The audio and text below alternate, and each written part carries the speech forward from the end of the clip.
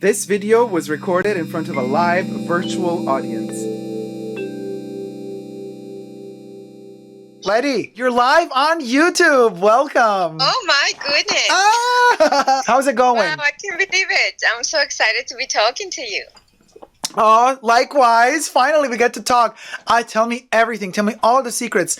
What's all the buzz about all those goodies you got from Chanel? Because you're an editor, you said? Well, I work in a magazine. Ooh. Yes, I'm an image consultant. Oh, we love image consultants. Yes, and yeah, we get tons of goodie stuff. Well, PR and everything before it comes out gets to us, and I'm very lucky. Wait a minute, so it comes to you before it goes out? So you have to send it on, or you get to keep it? Oh, well, we get the PR and like before it's released. So we can write the articles about it, etc. Mm-hmm. And when that is done, most of the stuff, not the very expensive things, but most of the things like perfumes, makeup, sometimes even bags or like scarves from Hermes and stuff like that, we get to keep it. Ooh, wait a minute. But what's the expensive stuff then that you don't get to keep?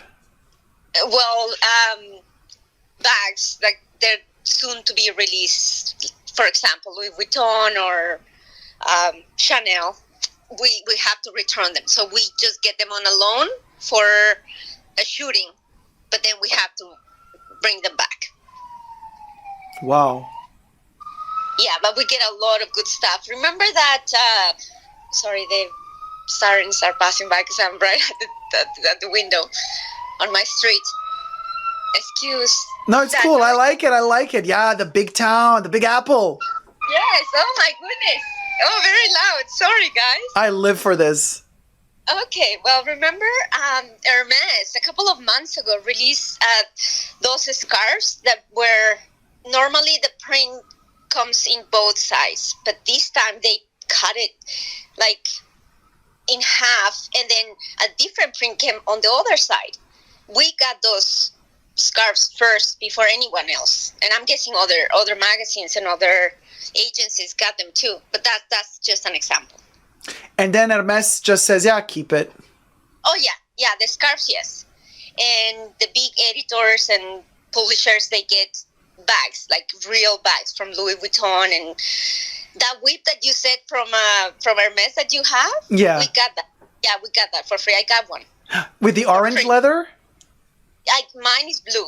Blue. No, I bought orange because to me Hermes is orange. So if I'm letting you all guys know, if anybody wants to gift a Birkin to the Fashion Bunker or a Kelly, it has to be orange. It has to be orange leather. Yeah, I know people are like, are you crazy? You should get a tan color or get a black. No.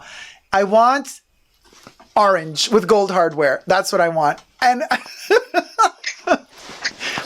easy, right? That's my blue, but it was a gift, so I couldn't say, I don't like this one. Send me the orange. So I just had to keep the blue, but it's beautiful. No, oh hell, listen, I would not have said no. If the blue is what they give me, I would not say no. I would be like, thank you very much. Give it to me. Yes. No, I live for those goodies because I love Hermes, and we get, like the cards sets and games and all stuff. I'm so lucky. Wait, but I have a question. So, but how many of you are working there? Like, for example, do you have to fight for who gets to keep the goodies? What happens? Okay, so this is a little behind the scenes. We get certain amount of goodies from all kinds of companies because we have two magazines, one for men, one for women. Mm-hmm. So we get all kinds perfumes, like tons of them. So at the end of a magazine, when the magazine is already done and printed, all those goodies, we put them in like in a big room on like a huge table, and everybody just grabs whatever they want. It's that simple. Yeah, you gotta kill each other then, right? Because you're like, I want this. No, I caught it first. You know what? It's very fascinating to see these dynamics. Like because a lot of these people really don't care that much. I don't know if they're just fed up with it or too tired of it. What? I've seen guys throw out like bottles of their mess on the garbage just because they don't want. I swear to God, I'm not joking. and it's heartbreaking. Oh my God. But they do that because they just don't care for the smell, I guess, and whatever. So a lot of those things go to charity, tons of it. Oh But my they grab God. the best of the best, of course. But whatever left, they just give it to charity, which is kind of, well, it's good that end up, somewhere. Yeah, we should have recorded this. Darn, I didn't record this portion. We should have made this as an extra video. If you want, we can later talk about it more in depth. Absolutely. Because it's a really... Oh, actually, you know what? We can make this a video. Ha, perfect. No, it's doable. It's doable. And listen, I also want to know, okay, so this is super exciting. So for example, we see sometimes YouTubers and stuff, not going to be shady here, but you know who you is. I mean, they know who they is. But they like throw their bags on the floor and like, trash. And they act like they don't care because they got all this money. I find that really vile and disgusting. But at the same time, I know what you're saying, Letty, because having worked in the fashion industry for long as well, there are certain things that you just get oversaturated with. You really do. The companies that I've worked with in the past at a certain point, and I work with their collections and I work with the presentation of their collections, also with the sales of I've been in every single facet of production. It doesn't matter. What I want to say is at a certain point, you're excited when you love the brand, but then after like 4, 5, 6, 7, 8 seasons, you're like, oh, okay, yeah, we're getting that t-shirt, those pants, that color, new colorway, new cut. Oh, okay, this is a tutorial, this isn't. You just don't crave it anymore. You don't care. You're like, I'll do my job. I'll do it in the best capacity I can because I'm good at my job. But I'm not there like drooling over these pieces, wanting them so badly like I did 5 years ago. And this is something that I feel happens also with, like we're talking a lot about Chanel and our love of Chanel bags. My sales associate said it. She's like, Dacob, yeah. I come back with her and I say, look, the stitch, this 1 millimeter off. And then she's like, whatever. Like, what do you mean? She's like, I've seen, for example, and everybody wants the rectangular minis. She's like, Dacob, I see 50 of them a day. I can't anymore. Yeah. Like, to me, they are so too many. It's just too many. I cannot feel attracted to them. They're not rare to me. They're just overproduced, massive produced shite at the end of the day. And it's just like, you ask me to feel emotions. I can't anymore. I can't because it's been shoved up me until nausea every day, 5 days a week.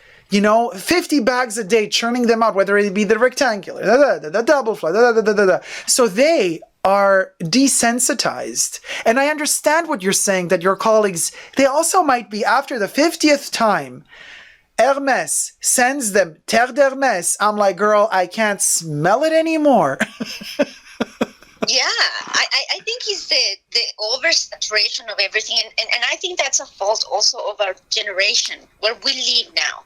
We have so much of everything, we're losing the sight of the value of things because everything is so available and so much, just so much everywhere in social media, in our daily lives.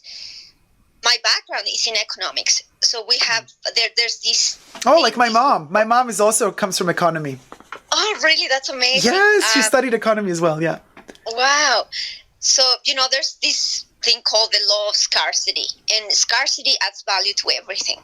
So when you don't have something, and it's very scarce, it's very hard to get, the more the value adds to it. Of course. And I think we're losing that value on things now because they're so available. And I think that's what people do, as an example in my job, when I see that they just don't care for these things. And I remember I come from very humble beginnings, and I would kill to have, a perfume. Oh my God, it was just so hard for me to save my money to buy just one perfume, and to see these people just discarding them like they're nothing.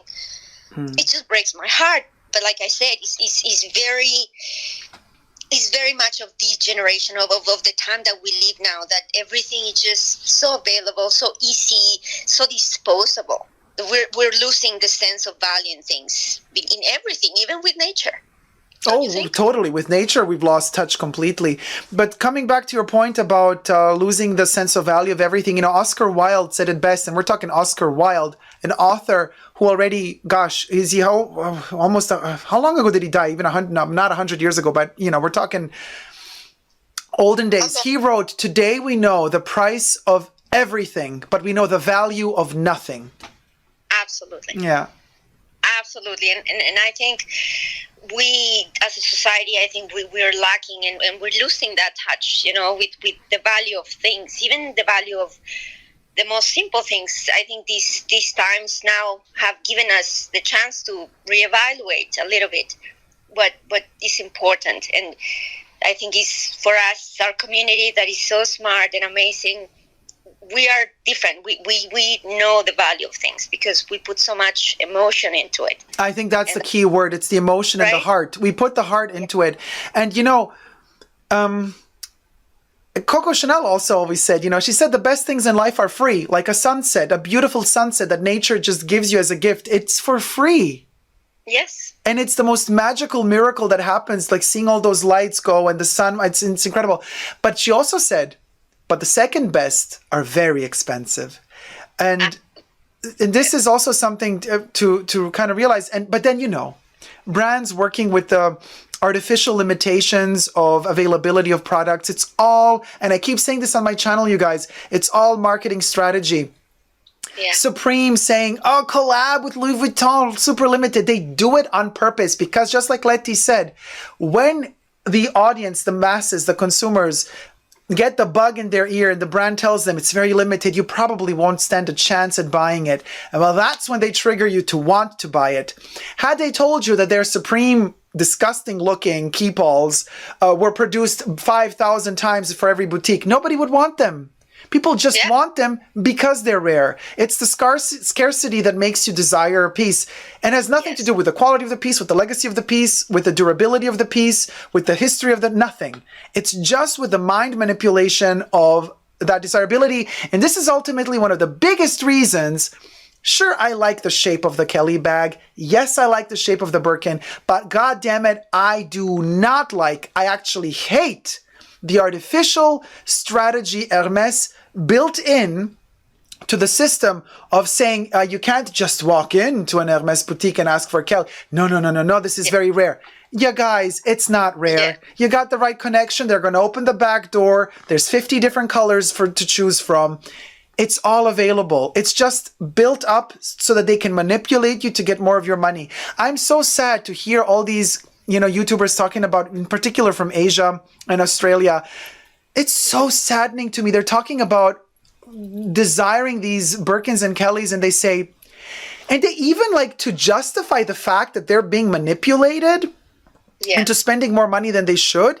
They invent these terms to make what they're going through, the trauma that they're going through, to make it more acceptable. What am I saying here? I'm saying, like, in Asia in particular, to get a Birkin, let's say a Birkin is $10,000. They want you to spend, before they offer you a Birkin, you got to spend at least $10,000 in other products from Hermes. Wow.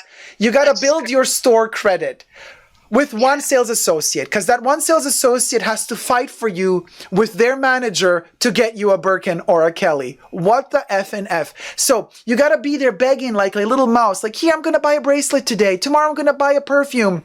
The day after that, I'm going to buy shoes. And you're building up your history, your purchase history. And then when you get to the point where you've spent $10,000, and as an example, then you're like, okay, now I've spent the amount in a Birkin. Then you can spend another $10,000 for the Birkin. And so they call, the Asian customers call this the journey.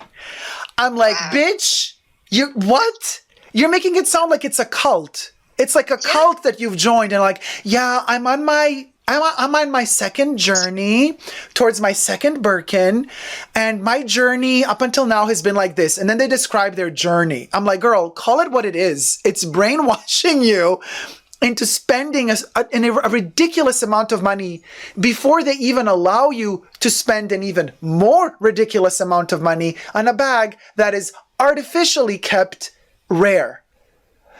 And the fact that people fall for this is, it makes me sick. Are you still there? Yes, I'm here. No, I'm speechless. I made myself speechless. I love how you get into things so intense, because sometimes I feel the same. It's just because he's so sad. There's this term called the hedonistic treadmill. I don't know if you've heard it before. Yeah. Which is, we're searching for experiences, for feelings, because we're so kind of empty nowadays. We need this rush, and then the rush comes and then it goes, and that's it. And one of the reasons that I love your content and I love you so much is because you pay so much attention to the heritage of a house, for the original thought of a creation, like the 255. The great minds, the creative minds like Chanel, like Dior, back in the day, these companies have, in my opinion, have lost a lot of that throughout the years. Completely. Right? Oh, completely. And I think our buying ways now and the reasoning behind buying things now have also changed drastically. And for the saddest part, we don't buy things now for the right reasons sometimes, especially when it comes to luxury, because most people just want to show off and, I have, an HERMES scarf for this, but they don't care, how that scarf was made, the history about it, etc. So, yeah, I think we have to be more educated as a customer, not only for our own financial reasons, but also because Earth needs us to be better consumers in general. Yes, limiting to really our essentials, what we need and what we truly love, not just because of the craze that brand marketing kind of injects into you, believing you got to have this product because it's now, it's actual, it's lit now. And then tomorrow, if you don't have it, first of all, you're out. But then tomorrow the product is out anyway, buy a new one again. This is insane. Exactly. Yeah, and I think when we put more thought in our purchases, they become even more precious. Like I could buy, I'm just going to put a very simple example. I could buy just, a trench coat from Gap or Zara or whatever, any name, any, that kind of. I'm not talking about, like, I know not everybody can afford it, but sometimes you can save up your money. Instead of buying 10 items that will probably not have the same quality, save up your money and buy just one. Exactly. That will last years. And you will treasure it more, you will take care of it more, and it will give you more joy, I think. I saved up my money, I bought, a Burberry trench coat, and I care for it, and I love it, and I know I'm going to use it for years and years and years. So, I don't know, I think we just have to be more thoughtful about our purchases. We totally do, and I know that's why I love Vivienne Westwood so much. She always says, buy less, choose well, make it last. Yes. That's exactly what it is. Yeah, you enjoy it because it's just one piece, It's simpler. I don't know. I think we have to go back to that simpler time. Just few things. I mean, it's different for people like you that are collectors and yeah, but even in my case, I don't just collect. I collect only when there's meaning. You know what I mean? Yeah, when there's a specific meaning. And I also collect always thoughtfully in terms of, well, I could also wear this if I wanted to, most of the time, sometimes not. Well, with vintage pieces, it's a bit different. But also vintage pieces, I see buying vintage also as preserving because somebody wants to throw it away. They're getting rid of something vintage because they don't want it anymore. So I kind of feel like, I got to save this. So vintage to me is different. When it comes to vintage, I could also buy female clothes and smaller size, not my size, just to preserve it in the archives. But I wouldn't buy them new. Only vintage. Yeah. And when I buy new, then I really look into, okay, this is something I could actually wear, I could actually use. And I actually have toned down quite a bit the buying, actually a lot. And if I do buy it, you guys see it because I unbox it. And I mean, I've been on a Chanel binge lately. But again, as I said before, I don't know, Letty, if you were in the live when I mentioned this, but I was like, check out my Chanel bags that I bought of late. What did I actually buy? There's only one, the foldable one from this season. All of the other ones are like 2-3 years old. Nobody wanted them. Yeah. But I want them because they mean something to me. And I don't care if they've been sitting in a boutique for 3 years. And I don't care if nobody on Instagram wants to photograph them. I couldn't care less for that. I don't know. But see, the beauty in that is that you put that thought behind that purchase. And it became even more meaningful. Because I know that item that you're talking about, because I watched the live, so I'm not going to say it, but I know exactly which one you're talking about that has no chains. Yes, but also the one with chains, the camera bag, the 255 camera bag as well. The 255 camera bag was not only forgotten by the influencers, it was also forgotten by Chanel itself because it did not get a price increase. Exactly. See, and that's what I'm saying. You know what goes into the cracks that nobody sees. Sometimes are gems, real gems. And let me tell you. I got 5 or 6 people writing me after that video saying, thank you so much, Dacob. We did not know this bag even existed anymore. Thanks to you, we went to the Chanel boutique and they still had them. And all of these people bought them for the old price. Wow. Oh, that's amazing. This is to me what good influencing is about. It's about, hey, let's trick the system and get something out of it as well. I'm not here to sit and show you the newest product all the time. I'm also here to tell you, look, there's actually, the brand forgot about this. It's the old price. It's amazing quality. I bought one. That's amazing. And that just shows, how much you are a lover, number one, of Chanel, but also of things that mean something. It's just not something that is all over Instagram with influencers and this and that, because that just goes. But like I said, and I'm repeating myself, but when we buy things or get things that have some meaning or some thought behind, they just make the whole difference. I've been buying vintage, secondhand for years and years out of necessity and then out of love. I told you I found an original Chanel scarf for $15. Oof, amazing. And people didn't even know it was a Chanel. I have a really good eye for that kind of stuff. So I was just blown away. I've got a beautiful Jeremy Scott leather gorgeous coat for like $32. Like things like that just makes me just so happy. And those things, I treasure them. Yeah. Like if I would pay thousands of dollars for them, So, yeah. What is your favorite bag at the moment that you have? My favorite bag is the first one that I could afford. My first love is a Speedy 35. I think it's a 30. Speedy 30. Okay. It's leather from Louis Vuitton. What leather? What do you mean leather? Epi leather. Oh, you got it in full on leather. Oh. Yes, because I didn't want. I love the canvas, but at the time I just wanted something very subdued, and it's all black. You only see the LV at the very corner if you look really closely, but it's epi leather and it's black and it's a Speedy, and I love it to bits. Okay, no, but that is super elegant. I'm envisioning it now. Yeah, that is super elegant. Yeah, and I have that Neverfull. I told you that I just don't use. I loved it when I bought it, but I don't use it. It's so big. It's the GM, so it just doesn't sit with my lifestyle right now. So it's just too big. So I really want to let it go.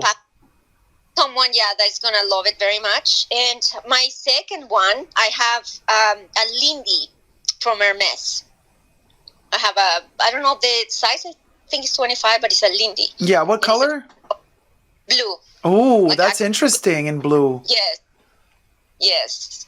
And those are my two favorite bags right now. Yeah, but I don't have any Chanel. What? You don't have what? I don't have any Chanel bags. I know, sacrilege. Why don't you have any Chanel bags? You don't like them, or what's the? I love them. I don't know. I guess I have no answer for that. But I don't have a Chanel bag. But if I'm gonna get one, I'm gonna get a 255 with the old look. Not the CC, no, just the original one. Yeah. Yes. I mean, I listen, per se, I don't really have anything against the double C lock. It's just like, you got to know why you're buying it. I mean, I like the double C lock as well for the heritage of Carl and all that story that goes behind the double C lock. But I don't like people buying the double C lock just for the sake of saying, look, I got a Chanel bag. Yeah, exactly. And that's kind of what saddens me. I think for me, Chanel has always been an icon as a person. Like, I love her. Like, I cannot tell you how many times I have watched interviews with her and read about her story, and I just adore the woman and everything she created, her personality, everything. I don't know why I don't own a bag, but I hopefully will soon. I have many perfumes and lots of other products from the brand, but I love the woman, and I love the story behind the house. Oh, yeah, me too. But Letty, you are a member of mine. I don't know if you remember Tier 1 or Tier 2? Tier 1. Oh, Tier 1. Okay, gotcha. Because I was just trying to figure out if you saw the Tier 2 member video that I made about Coco Chanel. Coco Chanel's, alleged dark history, being a Nazi collaborator, the this and the that. So I made a 2-episode, so it's 1 hour each. So it's a 2-hour thing explaining also the history and all the allegations that went into people accusing her and this and that. So I was just wondering if you saw that, because you also said you love her history. So I was like, Letty knows the truth. Yeah, I know a lot about her, and this is my position when it comes to great minds like that. I don't know if I've told you before, I don't know if you remember, but I love opera. And to put as an example, Wagner. Yes. Wagner was an enormous genius, enormous. But as a person, he wasn't that nice, a very nice person. And then a lot of his work was connected to some very shady times. I think we have to separate sometimes the person from their artistry. With Chanel, I do love her darkness and I love her light. I love all of her, because sometimes that's what makes you. Sometimes that darkness drives that creativity, and sometimes we're afraid to accept it, but it's there. Yeah. And for me, I love Chanel. I love Coco for who she was, her good and her bad. And I admire, because all her work, all the magic that she created came from both sides of her. Yes. The dark and the light. So I respect people's opinion about certain icons or artists like that. But for me, all of her, I love everything about her. That is very fascinating. Yeah, I agree with you completely. And, but just to make very clear for everybody watching, I don't know what you're implying exactly, Letty, but when it comes to me, I can just speak for myself. The darkness within Coco Chanel that I love comes from the sadness that she got to go through, the orphanage, the abandonment, her father abandoning her never, finding the love of her life and always losing them, people dying around her, her fighting to always, as a woman, being an orphan, to make it back in the day when women had almost no rights at all, was already such a force to be reckoned with. Yes. Oh, that's what I meant. That darkness, that pain that we sometimes have. That's what I meant. Exactly what you just said. Yeah. And I mean, you guys, if you're watching, become a member, Tier 2. You can find out more about Coco Chanel's history through my videos, because let me tell you, the darkness that she has within her, a lot of you might be thinking, oh, it's the Nazi collaboration. No, that's not what I'm talking about at all. Yeah, no. Because that was alleged bullcrap that has been debunked. Yeah. Okay, the woman was not a Nazi collaborator. But for the lemmings out there who wish to believe it because they want to watch clickbaity videos that say she was, and that keep quoting that stupid book that came out, and they keep saying, oh, you see, but in that book, Hal Vaughan writes this and that. I'm like, have you ever read the book, boo?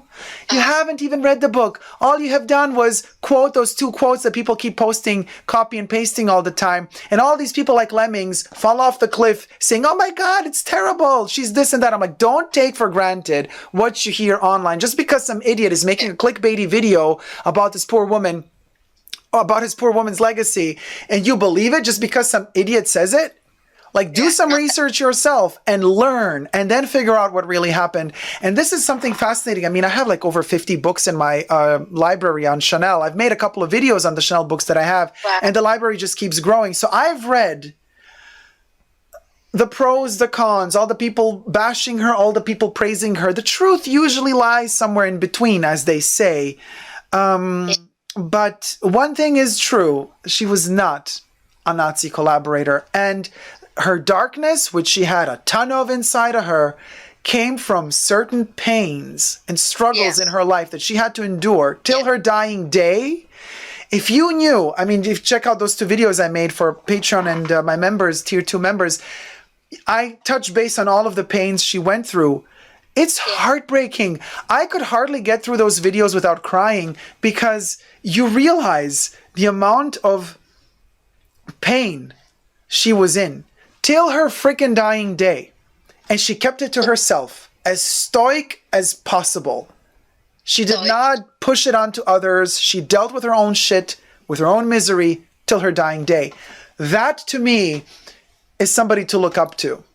Because that darkness that she had, she kept it within. She contained it. She didn't project it onto others. Like today, in today's society, in the cancel culture, in this weird social media world where everybody can just spit all over you because they have a faceless thumbnail photo and, you know, you never know who they are. Like, she did not live in those times. She lived in times where there was no such thing. She kept it to herself. Yeah. That's the elegance of Chanel. Oh, yes. Oh, that's beautifully said. That's the elegance. You want to know elegance of Chanel? You want to know why the 255 is so freaking amazing? It sustains itself. It keeps itself together. It doesn't scream out to you. It shuts itself in a position where it's like, I am in pain, but I'm going to have a smile. But I'm beautiful. Yes. And I'm going to remain poised. And that's the legacy of Chanel. Wow. That's beautiful. Yes. You know, like they say, photographs, like character develops in darkness. Character develops in darkness. Oh, ooh, goosebumps, Letty. Isn't that true? Oh, but that, you know, you love opera so much. That's what the opera is about. Yep. The opera, and this is so fascinating to me, why I've always loved the opera so much, and in particular Maria Callas, just because her voice is always breaking, and I love the fact that it's imperfect in its perfection. Yes. Through opera, through the lightest, you think when you listen to them sing that it's so effortless, that perfection that they reach with their voice seems like pure bliss, and yet through that bliss, all they're ever singing about is their pain. And their suffering, and the tragedy of losing life and love, sung with a voice that is like heavenly creatures singing about the best of things in life. That duality is something that attracts me about opera so much. And ultimately, Chanel's life is that opera. It is that duality, that constant duality, which is so beautiful to me. Yeah. Oh, absolutely. Oh, my goodness. Oh, Dacob. Oh, Letty. We need to drink together and get drunk and cry. Oh, yes, please. Oh, my goodness. Oh, wow. Oh, my goodness. I'm going to say bye because I want you to continue giving yourself to all of us. But this was absolutely delightful, to say the least. I love you so much. I love you too, Letty, and thank you from the bottom of my heart for calling in. You have graced the fashion bunker with your what you call it, solarity, lightness, the beaming light from within you. That's the solarity. It's a weird word. I don't even think it's really that English, right? Oh, but thank you. You're so generous. Thank you, Letty. I mean, I'm not going to ask you because you're a private person. So because people have been asking in the chats, I've been reading the chats as we were talking. They want to know like what magazine you work for, but I don't know if you want to give that away. No, I can't. Sorry. Okay, perfect. Don't worry, guys. So you got to respect the lady. She can't, this is totally professional. That's why I haven't pushed it. I'm just reading the comments. Yes, thank you. No, of course not. I would never make you say stuff you feel uncomfortable saying, but I'm just letting the other people know. Don't be upset. You have to respect other people's privacy too. Yeah, no, I'm so happy to share, these experiences and things that I've seen, because it just fascinates me, and I want to share that, so people know sometimes what, happens behind the scenes. But yeah, that's where I stop. I cannot say where I work. Oh, it's totally fine. Listen, it is totally fine. And I deal with, in my work as well, often with people. I myself have to sign non-disclosure agreements all the time when I work for these companies. So even if I wanted to, I can't talk to you about a lot of things. But beyond that, it's like oftentimes I'm dealing with clients or people or job givers or potential whatever, and then they can't tell me everything either, because they also are bound to some secrecy, because it's a very weird business. The business, yes, all businesses are, but yes, it is. But the business of beauty and fashion is very particular. Yes, very. But I just want to say something before I go. Yeah. My offer is still standing. Maybe later we can DM each other, and I can still send you all those kind of goodies that I have extras for you. Oh my God. Are you sure you want to? I want to, because I know you're going to love them. And I have a bunch of stuff. So I really want to do it. Oh, okay? Thank you so much, Letty. Then let's stay in touch. Yes, absolutely. Have a wonderful rest of the live stream. I love you so much. Thank you for your grace, for your everything. Oh, thank you so much, Letty. And hi, everybody. Love you guys. You're awesome. So, guys, that was Letty calling into the Fashion Bunker. How amazing to get a little bit of insight of how it is also to work for a magazine, to have fashion in your life and connections to beauty and fashion in your life. I mean, this is such a big industry, you guys. It's full of so many different players in the game. There's the artistic director, there is the marketing strategist, there is the CEO, there is the sales associate, there is the image maker, the brand image maker. There's like so many levels before we finally, as the end consumer, end up going to the boutique and wanting to purchase that one product. That one product has a myriad of people around it that have been contributing to producing it and to making it desirable for you. So, thank you guys so much for tuning in. Subscribe to my channel here on YouTube. Push the join button to become a member and gain access to extra perks, such as the videos that I've just mentioned before, limited edition videos that are only available to Tier 2 members and patrons. Also, follow me on my Instagram. I mentioned that rarely lately, but superdacob all spelled together on Instagram. Also, my Chanel dedicated Instagram profiles. One is called Coco Chanel is in my house, all spelled together, dedicated to my Chanel collection. And the other one dedicated to Chanel's life, called Coco Chanel Privé, also all spelled together. Thank you guys so much for tuning in. Until next time, never forget to never give up on love. Love you all. See you soon. Take care. Bye. Mwah.